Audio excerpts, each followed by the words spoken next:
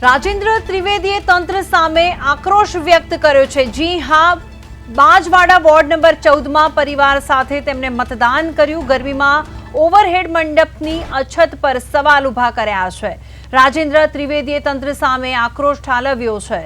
વડોદરાની જ આ ઘટના છે। ગરમીમાં ઓવરહેડ મંડપની અછત પર સવાલ ઊભા કર્યા છે, કારણ કે અત્યારે સૌથી મોટો પ્રશ્ન ગરમીનો હોય એવું લાગે છે, કારણ કે અત્યારે જે મતદાન ધીમું થઈ ગયું છે તેને માટે જવાબદાર ગરમી હોઈ શકે, અને ગરમીથી બચવા માટે જે સગવડો હોય તે સગવડો સુવિધા ઉપલબ્ધ કરવામાં નથી આવી। તેને લઈને પણ 1 કલાક સુધી મતદારોને તડકામાં ઊભું રહેવાની ફરજ પડી છે।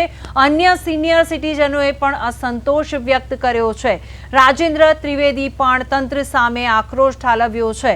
વડોદરાની આ ઘટના છે। વડોદરામાં પણ સ્થાનિક સ્વરાજ્યની ચૂંટણીને લઈને લોકોમાં એક ઉત્સાહ છે, પણ ઉત્સાહ કદાચ નીરસતામાં ફરી વળ્યો હોય તેવું લાગી રહ્યું છે, કારણ કે વધુ પડતી ગરમીના કારણે લોકોમાં અસંતોષ વ્યાપી ગયો છે।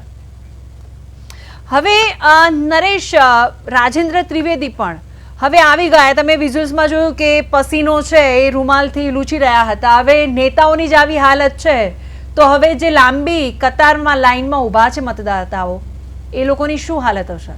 બિલકુલ, જેમ હમણાં તુષારભાઈ વાત કરતા હતા કે ચૂંટણી પંચ દ્વારા જે તૈયારીઓ થવી જોઈએ એ પ્રકારની તૈયારી નથી થઈ રહી, તે પણ એક કારણ છે।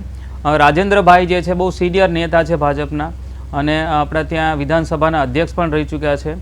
હવે તેમણે પોતે જ્યારે આ પ્રકારની ફરિયાદ કરતા હોય તો સ્વાભાવિક છે કે સમસ્યા છે એ મોટી છે એમ આપણે માનીએ, અને એ પ્રમાણે ચાલીએ તો સીધી વાત છે કે આટલી 44 ડિગ્રી તાપમાન જ્યારે હોય, આટલી બધી ગરમી વચ્ચે છે એ 5 મિનિટ માટે પણ જો કોઈ વ્યક્તિને છે એ આપણે ઊભા રહેવાનું કહીએ તો એ સજા જેવું લાગે। તો હવે એવી કન્ડિશનમાં છે એ કોઈ મતદાર જ્યારે છે એ પોતાના મતાધિકારનો ઉપયોગ કરવા માટે થઈ અને બૂથે આવતો હોય છે, અને એ કે તુષાર જ આપણને ત્યાંની પરિસ્થિતિ જણાવવા માંગે છે અને તે શું કહી રહ્યા છે આપણે સાંભળવું પડશે। બિલકુલ,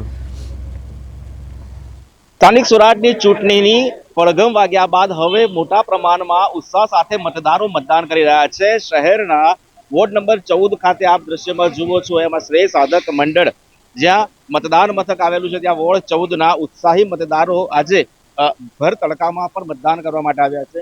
મહત્વની વાત છે કે સ્થાનિક સ્વરાજની ચૂંટણી જાહેર થયા બાદ મતદારોમાં પણ ક્યાંક ને ક્યાંક ઉત્સાહ હતો, સાથે સાથે જે ઉમેદવારો છે તો ઉમેદવારોમાં પણ ઉત્સાહ હતો। એક મતદાતા આપણી સાથે છે, વાત કરીશું। તડકો છે, ઉત્સાહ છે, લોકશાહીનો પર્વ મનાવવા માટે મતદાન કરવા આવ્યા છો, શું કહીશું? આટલી ગરમીમાં અમે વોટ અપાયા છે। કેન્ડિડેટોને પણ નમ્ર નિવેદન છે કે હવે ફરી પાછા કામ માટે અમને ફરી પાછા તડકાની લાઈનમાં ના ઉભા રાખે અને અમારા કામ ટાઈમસર કરી આપે। ચોક્કસથી મતદાનનું ખૂબ મહત્વ હોય છે, કેમ કે એક વોટ ઉમેદવારની હાર જીત નક્કી કરતો હોય છે। ખાસ કરીને વોર્ડ નંબર 14ની જે વાતો કરીએ તો 14ના મતદારોનો શું મિજાજ છે અને શું એવા કામો છે કે જે તમે ઉમેદવારો પાસે અપેક્ષા રાખશો?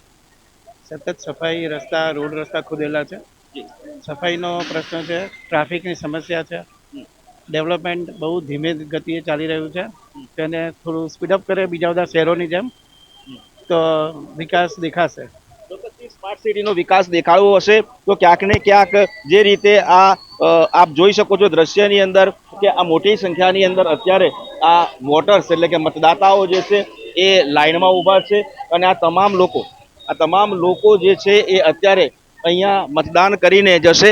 ત્યારે મહત્વની વાત એ પણ છે કે જે રીતે વહેલી સવારથી મતદાન શરૂ થયું હતું અને મતદાન શરૂ થયા બાદ હવે મોડી સાંજે જ્યારે મતદાન પૂરું થવાનું છે ત્યારે મતદારો પણ અહીંયા ઉત્સાહમાં મતદાન કરી શકે। તંત્ર દ્વારા જે વ્યવસ્થાની કરવામાં આવે છે, તો અત્યારે જે ગરમીનો એક પ્રકોપ વધ્યો છે એ પ્રકોપને લઈને હવે આપ જોઈ શકો છો કે અહીંયા મંડપ બાંધ્યો છે। પૂર્વ મંત્રી રાજ્ય સરકારના રાજેન્દ્ર ત્રિવેદી અને તેમના પરિવારે પણ મતદાન કર્યું છે। રાજુભાઈ આપણી સાથે। રાજુભાઈ, લોકશાહીનો પર્વ ભર ઉનાળાની અંદર ખૂબ ઉત્સાહ સાથે 14 નંબરના મતદારો જે છે ઉમેદવારને વોટ આપવા માટે આવ્યા છો, આપ પણ આવ્યા છો, શું પ્રતિક્રિયા?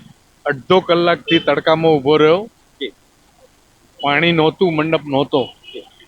આ વાતને અને નાગરિકો પણ આ વાત કરતા હતા, એ વાત તંત્ર સુધી અમે પહોંચી અને તાત્કાલિક આ મંડપ બંધાઈ રહ્યો છે, પાણીની વ્યવસ્થા પણ થઈ ગઈ છે। આ જરૂરી હતું, તંત્રએ ત્વરિત કર્યું એટલે તંત્રને અભિનંદન છે। બીજી વાત કે ગરમીનું કામ કરે, આપણે આપણી ફરજ જે છે એ ચૂકવી નહીં જોઈએ.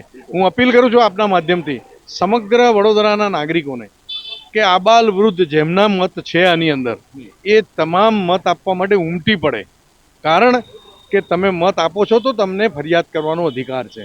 તમે મત નથી આપતા તો એ ફરિયાદ પાછળથી જે કરો છો એ ખોટી કરો છો. તમે જેને મત આપવો હોય એને આપો, જે પાર્ટીના ઉમેદવારને મત આપવો હોય આપો. તમે સારા ઉમેદવાર સારી પાર્ટીનો વિચાર કરીને મત આપો, પણ મત અવશ્ય આપો. આ ખૂબ જરૂરી છે લોકશાહીને મજબૂત કરવા માટે પણ. ધન્યવાદ. ચોક્કસથી આ રાજેન્દ્ર ત્રિવેદી હતા, રાજ્ય સરકારના પૂર્વ મંત્રી છે. તેઓનું સ્પષ્ટ કહ્યું છે કે આટલી ગરમીની અંદર ઉમેદવારને જીતાડવા માટે જ નહીં, પરંતુ તમારો જો મત હશે તો એ મત ક્યાંક ને ક્યાંક તમને તમારી રજૂઆત માટે પણ જરૂરી બનશે. તે માટે મતદાન કરવું જોઈએ. અલબત્ત મતદારોનો જે ઉત્સાહ છે, વડોદરાના નાગરિકોનો જે ઉત્સાહ છે એ ચરણસીમાએ છે. મોડી સાંજ સુધીમાં આ જ ઉત્સાહ સાથે શહેરના જે 19 વોર્ડ છે 19 વોર્ડમાં મતદારો પોતાના મતાધિકારનો ઉપયોગ કરશે. કેમેરા પર્સન વિશાલ ઉત્તેકર સાથે તુષાર પટેલ, પ્રદેશ 24 ગુજરાતી ન્યૂઝ, વડોદરા. બિલકુલ.